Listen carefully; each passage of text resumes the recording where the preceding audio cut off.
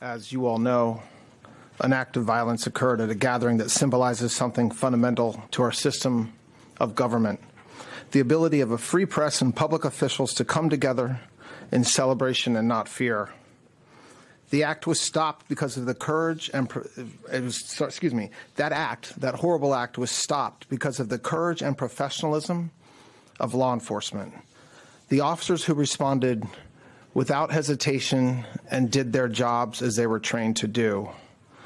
Secret Service agents promptly tackled and detained the suspect, Cole Thomas Allen. The president and all the protectees and participants at the dinner were safe. One brave officer was injured and is receiving care and has been released from the hospital. I want to make this clear. This man was a floor above the ballroom with hundreds of federal agents between him and the President of the United States. The Department of Justice approaches incidents like this with urgency and clarity of purpose. Violence has no place in civic life. It cannot and will not be used to disrupt democratic institutions or intimidate those who serve them, and it certainly cannot continue to be used against the President of the United States. We are investigating this matter fully. We will apply the law fairly, and we will ensure that accountability is swift and certain. But we also should recognize what did not happen. Law enforcement did not fail. They did exactly what they are trained to do. This was not an accident. It was the result, as we know now, of preparation. But the men and women who protected us that night were trained, professional, and had an enduring commitment to the rule of law. Today, the Department of Justice filed 3 federal charges in United States District Court against Cole Thomas Allen. The first count is attempted assassination of the President of the United States. This count is punishable by up to life in prison. The second count is interstate transportation of a firearm to commit a felony. This is punishable by up to 10 years in prison. And the third count is discharge of a firearm during a crime of violence, which is punishable by a mandatory minimum term of imprisonment of 10 years, a maximum of life, and the 10 years is consecutive to any other sentence imposed. Just to go through very quickly the timeline, which many of you in this room already know. The defendant, Allen, made a hotel reservation at the Washington Hilton for April 24th through April 26th. On April 21st of this year, he traveled by train from Los Angeles to Chicago and then from Chicago to Washington, D.C. On April 24th, he arrived in Washington, D.C. at approximately 1 o'clock in the afternoon and checked into the Washington Hilton. Approximately at 8:40 on the night of April 25th, Allen approached a security checkpoint on the terrace level of the hotel, which is, again, a floor above where the dinner was taking place. He ran through the magnetometer holding a long gun. As he did so, U.S. Secret Service personnel assigned to the checkpoint heard a loud gunshot. One Secret Service officer was shot in the chest, but was wearing a ballistic vest that worked. This heroic officer who was hit fired 5 times at Allen, who was not shot, but fell to the ground and was promptly arrested. I want to thank everybody who worked tirelessly on Saturday, Sunday, and continuing today. This includes members of the FBI, and Director Patel is going to address that in a minute. It includes members of the Metropolitan Police Department who were immediately on the scene, the chief, the mayor, to make sure that law enforcement was available to do their jobs and had all the tools they needed to do so. And lastly, the United States Attorney's Office here in D.C., our U.S. Attorney Jeanine Pirro and her team. A prosecutor stayed up all night long, didn't sleep all day yesterday, making sure that we got what we needed from all over the country. It included search warrants in California, search warrants here in D.C., multiple interviews that have been conducted already of witnesses and of family members of the charged individual and continue to work hard today. This investigation is ongoing. It's not complete. A lot of the information that the media is hearing through leaks or sources, some of it is true, some of it is not true, and at the right time you will hear information from us as appropriate. I'd like to ask our U.S. Attorney, Jeanine Pirro, to say a few words, and then followed by Director Patel. Thank you. Thank you, Mr. Attorney General. Cole Allen's journey of accountability in the criminal justice system starts today. Todd Blanche just indicated to you the charges. Those charges are only 3 charges that are in the complaint that has been presented in federal district court about an hour ago. There will be additional charges as this investigation continues to unfold. But make no mistake, this was an attempted assassination of the President of the United States, with the defendant making clear what his intent was. And that intent was to bring down as many of the high-ranking cabinet officials as he could. This is the kind of situation that we cannot tolerate. And as the Attorney General has just indicated, it could have been so much worse, but for the reality that we had the Secret Service as well as the Metropolitan Police Department and the FBI. Now, the facts make it very clear what this intent was. You may recall that it was on March 2nd that the president indicated that he would be attending this public event at the Hilton. And on April 6th, that's when Cole Allen first made a hotel reservation at the Washington Hilton for 3 nights, the 24th, the 25th, and the 26th. It was on April 21st that he traveled all the way from the West Coast, from his home near L.A. He gets to Chicago on April 23rd, and has been indicated he arrives in D.C. on the 24th, and he checks into the hotel at about 3 p.m. He stays overnight. He is very much aware that the president and the first lady entered the ballroom at 8 p.m. And it was at 8:40 that he made a decision to rush the ballroom. And thank goodness, law enforcement, the Secret Service, was able to prevent him from getting into that ballroom. He was not injured other than some kind of scrape on his knee. Now, as indicated, these are the weapons that the defendant had on his person. You can see that's a 12-gauge pump-action Mossberg shotgun. It's a .38 semi-automatic. He had at least 3 knives and all kinds of paraphernalia. So any suggestion that he wasn't there to do harm is absurd. We will prove when he purchased these guns. They were purchased in California. Why is that relevant? It is relevant because he crossed interstate lines with those firearms. And those are the firearms that he used on the night of the 25th, or attempted to use at the very least.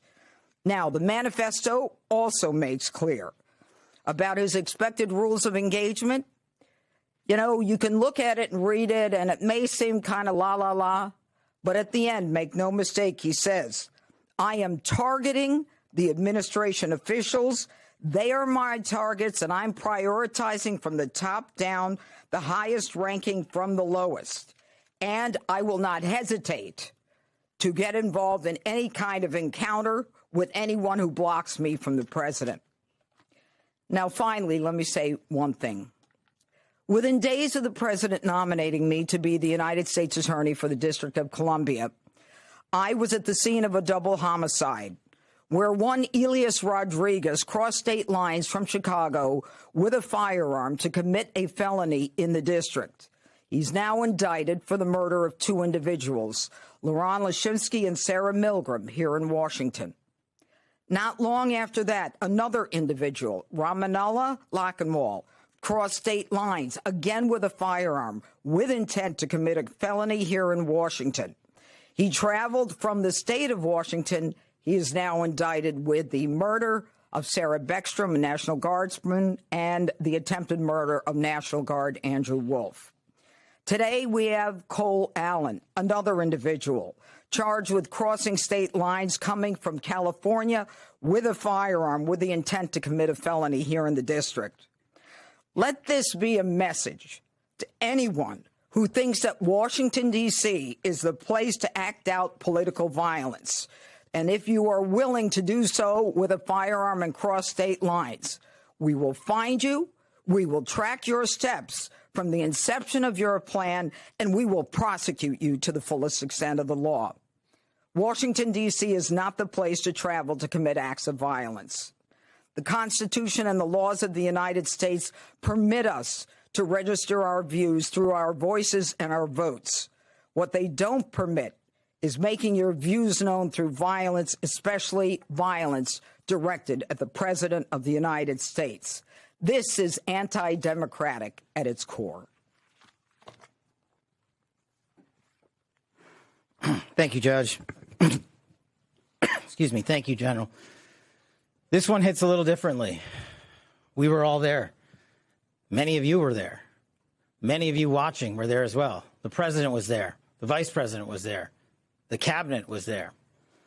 And what you saw described by the general and the U.S. attorney is absolutely true. The president spoke on late Saturday evening with the message of unity and a backing of law enforcement, and we have followed through on that message of unity and the effectuation of law enforcement across this country. This FBI is grateful to the United States Secret Service, the Department of Homeland Security, and our interagency partners, including the Metropolitan Police Department, for swiftly jumping into action. All of us on there put us in a unique position, but all of us also acted uniquely. The Washington field office jumped into action immediately, sending a mobile command center to the scene, along with our evidence response technicians, who showed up in speedy fashion to make sure we could collect the evidence that the prosecutors and the department needed to make this announcement today. Also on scene, you were told about the brave heroics of the United States Secret Service and other members of law enforcement, and that should be celebrated by every single American. They did exactly what they were trained to do. They stopped a massive attack from becoming even worse. They stood in the way, they safeguarded America, and they should be nothing but applauded for their bravery and their dedication to their mission and their selfless sacrifice to this country. The FBI, along with standing up mobile command units, evidence tech response team, and Washington SWAT on scene, also established our NC3, our National Crisis Coordination Center, almost immediately. And almost immediately in parallel, we stood up our command center at the Washington field office under ADIC Darren Cox's leadership. Throughout the evening, we immediately began working with our Department of Justice partners to find the evidence necessary to effectuate the legal process necessary and enter into the suspect's room at the Washington Hilton successfully and lawfully and obtain the relevant evidence for exploitation that was on scene. Back at the headquarters division and the Washington field office, we were coordinating a national scale investigation that literally spanned from coast to coast. As you heard, FBI agents, along with the interagency, were immediately dispatched to the suspect's home in California, where we conducted interviews that provided critical information about this horrific attack. We also dispatched investigators and agents to New London, Connecticut, where we conducted further interviews that provided necessary information that you will find in this criminal complaint, as the United States Attorney has just laid out. While officers were working diligently through the night to conduct those interviews, we were also conducting interviews of witnesses on scene. Those interviews are ongoing.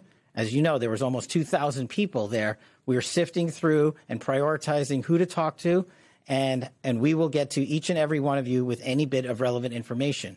Again, we ask everybody who has any relevant information, like I did on Saturday night with the president, 1-800-CALL-FBI. Any piece of information is information we want to have and must receive.